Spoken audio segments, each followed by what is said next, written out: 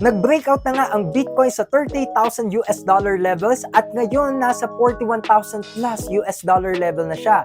Ang pinakamalaking tanong ngayon, magtutuloy-tuloy pa kaya ang pagtaas or pagiging bullish ng Bitcoin by 2024 o kaya naman magre-retrace ito or magkakaroon ng correction or pullback bago magtapos ang taon, no? At sa video nito, yan ang ating sasabihan ng ating comments, insights, and analysis for the Bitcoin and the whole cryptocurrency space, no? Pero bago tayo magsimula, kung bago ka pa lamang pala dito sa aking YouTube channel and TikTok account, no? Ako nga pala si Christian J. Azucena, isang second year financial management student, isang content creator, business owner, finance educator, and instructor, and definitely social media expert as well. So kaya naman sa video na ito, magbibigay po tayo ng kaalaman patungkol dito sa crypto trading and ano ba yung trend ng market ngayon.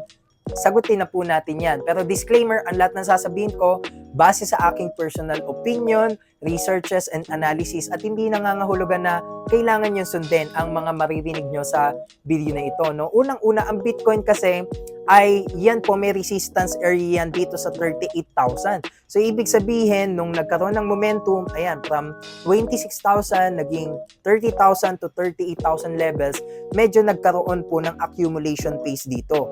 So, nung nag-accumulation phase siya, no, sinasabi natin mga 2 weeks, no, ang accumulation phase na yan, pero yun na nga, nag-break out na. At ngayon, nasa 41,000 na. So, nangangahulugan lang na ang momentum ng pagiging bullish ng Bitcoin, it is supported with the volume as well.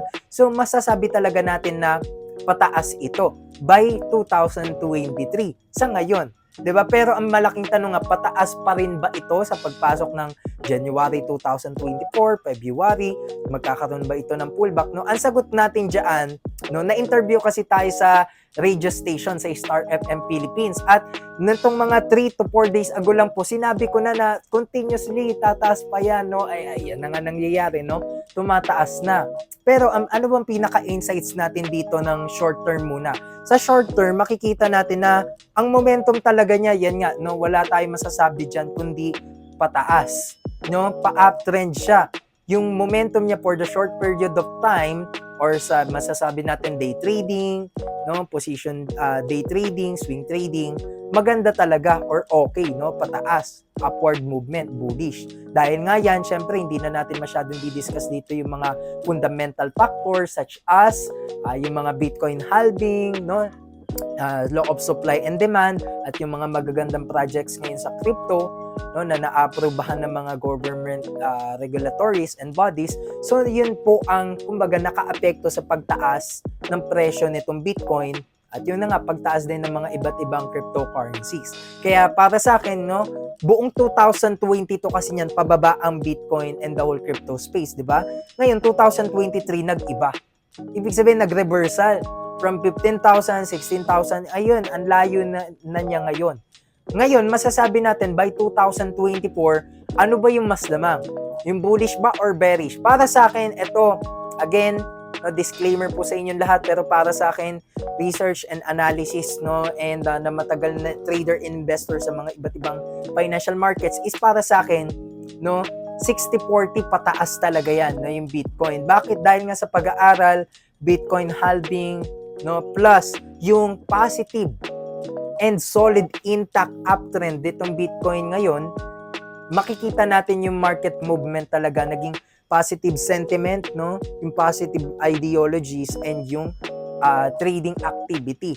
Kung saan yung liquidity, yung volume andyan talaga nakasupport. Kaya masasabi natin na ayan, continuously tumataas pa rin itong Bitcoin and we are looking forward by 2024 na gawin niya ito ng tuloy-tuloy. Again, disclaimer, there will be always retracements, pullbacks, o yung tinatawag natin na correction. But again, on the long time or long term na tinitignan natin, bullish siya. No, maaaring sa ngayon, pag ganyan siya, tas bababa ng konti. But kumbaga, buong 2024, yung prediction or forecast natin, bumaba man yan, magkaroon man ng pullback, pero overall, pataas pa rin yung ating market. No? Kaya para sa inyo, mga ka-traders, sa inyo ko na lang po iwan ang tanong, no? Sa tingin nyo ba, kasi 2023, napakalinaw na eh. Bullish talaga. Ang tanong na nga lang dyan, magtutuloy-tuloy ba itong magagandang galaw na ito, no, ng ating market dito sa crypto? Magtutuloy-tuloy ba na pataas ang Bitcoin by 50,000 level, 60,000, no? Sa tingin nyo mga ka-traders, no, magtutuloy-tuloy ba o hindi? At bakit, no? At babasahin natin yan at marami pong matutulungan yan, yung mga insights and comments ninyo. Kaya yun lang mga ka-traders, I hope nakatulong tayo.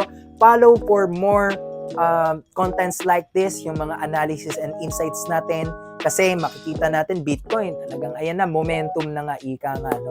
So yun lang mga ka-traders, maraming salamat po sa panonood. Marami pa tayong content sa mga videos na gagawin, kaya stay tuned lang and click the notification and bell button, and please do follow me on my social media accounts. Yun lang mga ka-traders, see you on my next vlog.